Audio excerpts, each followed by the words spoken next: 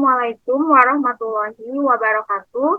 Kami dari kelompok 6 yang beranggotakan saya Nurmalia Rahmadita dengan NIM 20070250037 dengan rekan saya Dera Azkia Anwar dengan NIM 20070250020. Pada kesempatan kali ini kami akan menyelesaikan tugas akhir dari mata kuliah statistika dengan dosen pengampu yaitu Pak Andi Amri SEMM. Ditugaskan untuk mengolah data penelitian sederhana melalui SPSS. Selanjutnya, simak videonya berikut ini. Kami melakukan penelitian dengan judul pengaruh religiusitas, motivasi, dan tingkat bagi hasil terhadap keputusan masyarakat menabung di bank syariah. Berikut data yang sudah kami olah melalui Excel. Nah, kami mendapatkan 50 sampel dengan religiusitas itu sebagai variabel X1, kemudian motivasi variabel X2, lalu bagi hasil sebagai variabel X3, dan keputusan menggunakan bank syariah itu sebagai variabel Y. Nah, masing-masing variabel X1 ini memiliki 4 indikator, lalu variabel X2 itu 5 indikator, kemudian X3 itu dengan 6 indikator, kemudian variabel Y itu dengan 6 indikator.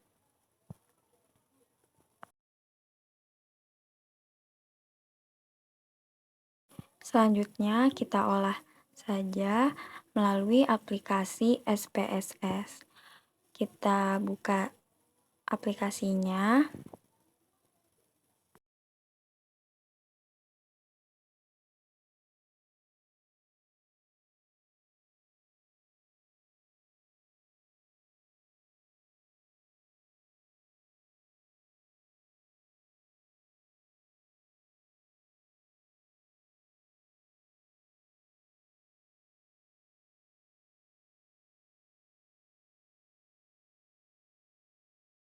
Nah, berikut tampilan dari aplikasi SPSS-nya itu.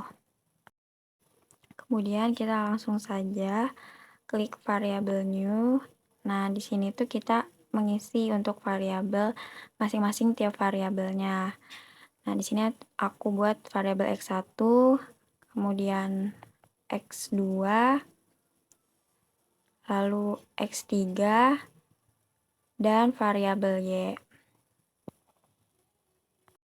Nah, desimalnya itu aku ubah menjadi 0 semua ya.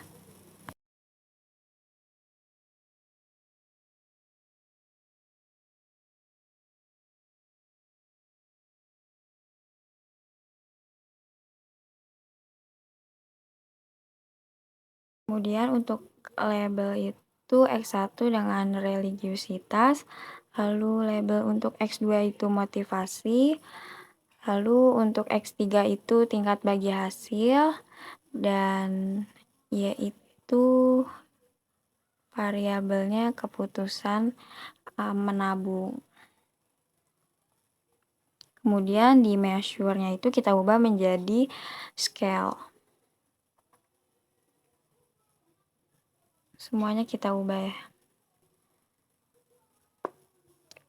Nah, langsung kita ke data view-nya, muncul variabel dari X1, X2, X3, dan Y, dimana kita tinggal input aja dari data yang sudah kita olah di Excel tadi. Kemudian kembali ke Excel.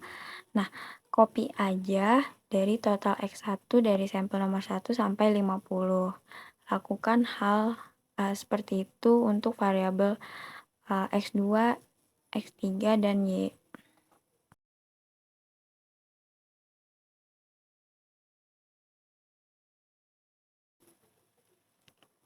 Nah, setelah di copy itu kita klik kanan, lalu klik paste.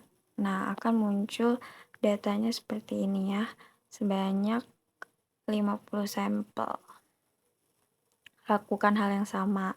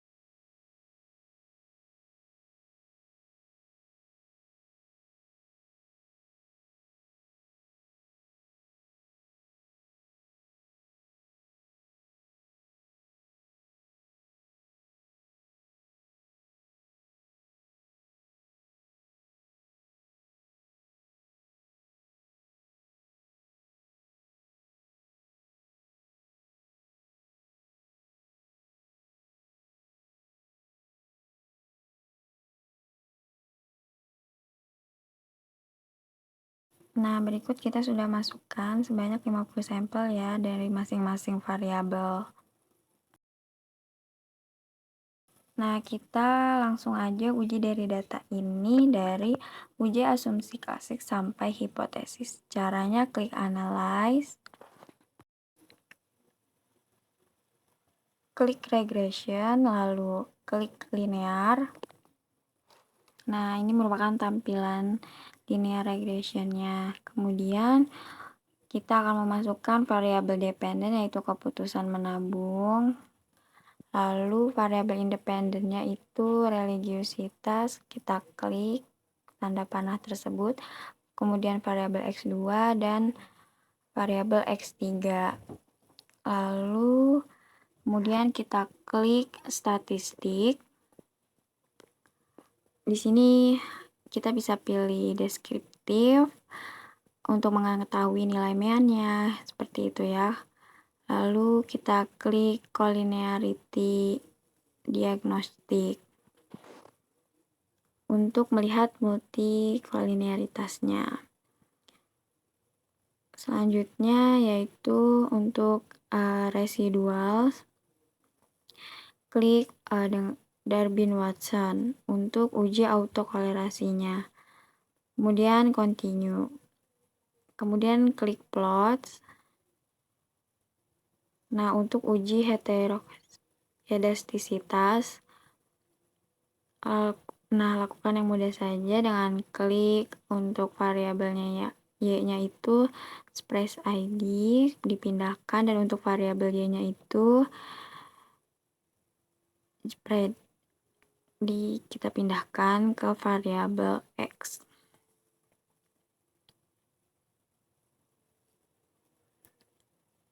Nah, untuk standar residual plots-nya itu kita checklist yang bagian histogram dan normal probability plot. Ini untuk melihat normalitas berdasarkan grafik. Kemudian klik continue.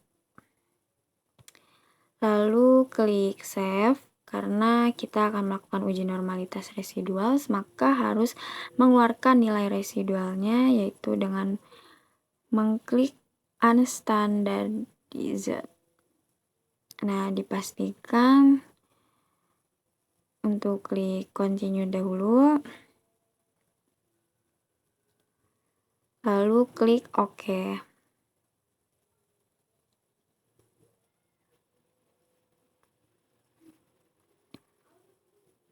Nah, akan muncul ya tampilan hasilnya seperti itu. Oke, nah bisa dilihat untuk scatter plots-nya tuh ya, datanya tersebar gitu ya. Berarti datanya bisa dikatakan normal.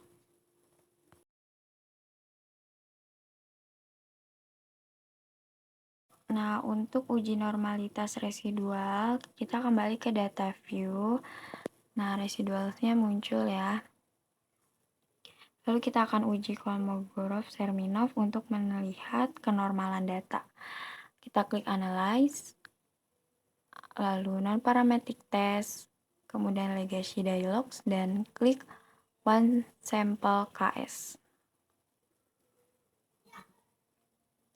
Klik OK. Nah, untuk tes variabilisnya, unstandardized itu kita pindahkan ya ke tes variabilis. Lalu klik OK. Nah, akan muncul ya datanya seperti ini. Berikut hasil analisis regresi linear berganda menggunakan SPSS dari kelompok kami. Judul penelitian yang kami angkat itu yaitu pengaruh religiusitas, motivasi, dan tingkat bagi hasil terhadap keputusan masyarakat menabung di bank syariah. Nah, analisis hasil data penelitian itu yang pertama kita mencari uji asumsi klasik, yang dimana uji asumsi klasik ini dapat menghasilkan yang pertama ada uji normalitas residual, yang kedua ada uji multikolinearitas, yang ketiga ada uji heteroskedasitas, kompleksitas, yang keempat ada uji autokorelasi. Yang kedua di sini kita ada uji hipotesis, yang dimana uji hipotesis ini yaitu menguji uji T atau uji SIK yang dimana pengaruh secara parsial. Kemudian yang uji F atau uji SIK ini yang berpengaruh secara simultan. Yang pertama di sini ada uji asumsi klasik. Dari sampel yang sudah kita kelola, di sini dapat ditarik kesimpulan bahwasannya data berdistribusi normal jika nilai asing siknya itu lebih besar dari 0,05. Nah, dari hasil analisis di atas ini menunjukkan data berdistribusi normal, di mana hasil asing siknya itu sebesar 0,151 lebih besar dibandingkan dari hasil standarnya, nilai standarnya itu sebesar 0,05. Yang kedua ada uji multikolonialitas, yang dimana ini merupakan hasil dari uji multikolonialitas dari responden kita, yang dimana tidak terjadi gejala multikolonialitas. Nah, apabila nilai toleransi itu dengan standar itu lebih besar dari 0,10, sedangkan untuk nilai PIV-nya itu lebih kecil dari 10. Nah, dari hasil analisis di atas, X1 itu nilai toleransi itu sebesar 0,313, yang dimana 0,313 ini lebih besar dibandingkan 0,10. Jadi data tersebut itu tidak ada gejala multikolonialitasnya. Untuk variabel yang X keduanya atau motivasi, nilai toleransi itu sebesar 0,184, lebih besar dari 0,10. Hal tersebut itu tidak menunjukkan adanya gejala dari multikolonialitas. Yang terakhir itu ada variabel ketiga atau yang disebut dengan X3 dengan nama variabel itu tingkat bagi hasil. Nah, nilai toleransi itu sebesar 0,214 lebih besar dibandingkan 0,10. Nah, menunjukkan tidak ada gejala dari multikolonialitas dari tabel tersebut. Kemudian untuk hasil analisis dari nilai PIV-nya, variabel yang pertama yaitu religiusitas sebesar 3,197, lebih kecil dari nilai standarnya yaitu 10. Nah, hal tersebut itu tidak menunjukkan adanya gejala dari multikolonialitas. Yang kedua ada variabel motivasi. Nah, nilai variabel dari motivasi ini sebesar 5,443. Nah, lebih kecil dari 10. Hal tersebut itu tidak menunjukkan adanya gejala dari multikolonialitas. Yang terakhir ada variabel yang ketiga yaitu tingkat bagi hasil dengan nilai V-nya dari tabel tersebut sebesar 4,675, di mana angka tersebut itu lebih kecil dari nilai standarnya yaitu 10. Karena hal tersebut itu tidak menunjukkan adanya gejala dari multikolonialitasnya. Nah, selanjutnya dari uji heteroskerositas, yang dimana kita bisa lihat di sini gambar dari bagannya. Nah, bentuknya itu kan tidak merata. Nah, bentuknya itu tidak beraturan, maka bisa dikatakan tidak terjadi heterodesitas.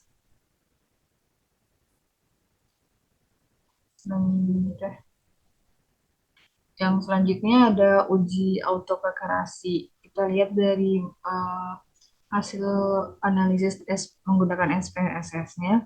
Jika nilai DW atau bisa disebut dengan Darwin-Watson lebih kecil dari DL atau bisa disebut dengan batas bawah Darwin-Watson, atau Darwin-Watson itu lebih besar dari DU, maka terdapat autokorelasi. Nah, jika DW terletak antara DU dan DW, tidak ada korelasi. Jika DW terletak antara DI dan DU, DL dan DU, maka tidak menghasilkan kesimpulan yang pasti. Dari data tersebut diketahui nilai DW-nya yang kita dapat itu sebesar 2,081. Dengan K-nya itu bisa dikatakan dengan jumlah variabel. Jumlah variabel dari penelitian kita itu sebanyak 3. Kemudian nilai N-nya itu kita menggunakan 50 responden. Nah, kemudian diketahui dari tabel Darwin-Watson atau DW, nilai DL ini sebesar 1,4206 dengan nilai DU-nya atau batas atasnya sebesar 1,6739. Nah, dapat diketahui 2,081 itu lebih besar dibandingkan dengan nilai DU-nya yaitu 1,6739. Maka bisa dikatakan terjadi autokorelasi.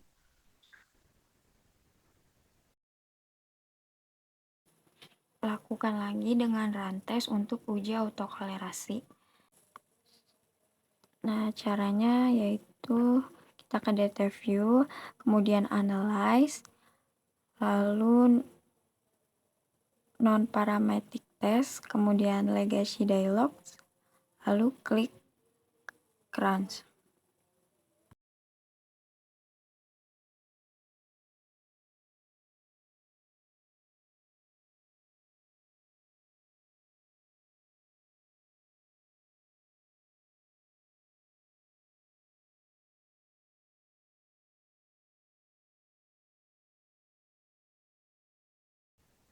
Selanjutnya akan dilanjutkan oleh rekan saya.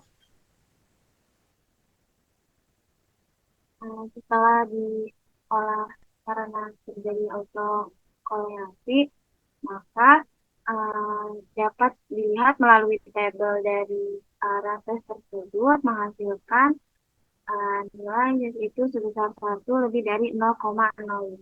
Maka tidak terjadi autokorelasi dan data tersebut dapat dikatakan tepat. Dan selanjutnya bisa diuji lebih lanjut lagi.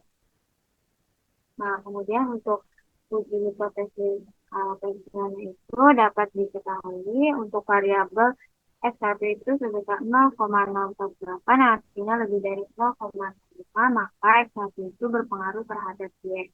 Kemudian untuk variabel X2 sebesar 0,040 lebih dari 0,05, maka X2 berpengaruh terhadap Y. Kemudian untuk variabel X3 atau tingkat bagi hasil sebesar 0,020 lebih dari 0,05. Maka variabel X3 itu berpengaruh terhadap variabel Y atau keputusan menabung. Nah, selanjutnya yaitu uji hipotesis simultannya dapat dihasilkan yaitu nilai I-nya itu di bawah 0,5 dapat dilihat dari tabelnya. Nah, maka X1, X2, X3 variabelnya itu berpengaruh terhadap variabel Y. Nah, selanjutnya koefisien determinasi itu dapat dilihat melalui tabel berikut. Tabel R² itu menunjukkan nilai 0,740 atau 74%, sisanya variabel lain. Artinya X1, X2, dan X3 berkontribusi mempengaruhi sebesar 0,740. Nah, dapat dihasilkan untuk persamaan regresinya yaitu Y, Y sama dengan 4,971 ditambah 0,108 ditambah untuk variabel X1 ditambah 0,363 untuk variabel X2 ditambah 0,539 X3. Nah, Sekian video dari kami, semoga tutorial dan juga materi yang telah kami sampaikan bermanfaat. Kurang lebihnya mohon maaf. Wassalamualaikum warahmatullahi wabarakatuh.